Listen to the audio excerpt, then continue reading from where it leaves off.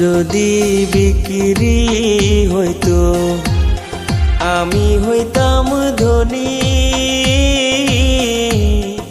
আমার কাছে আছে সই গো দুঃখ নামের খনি, সই গো দুঃখ নামের খনি।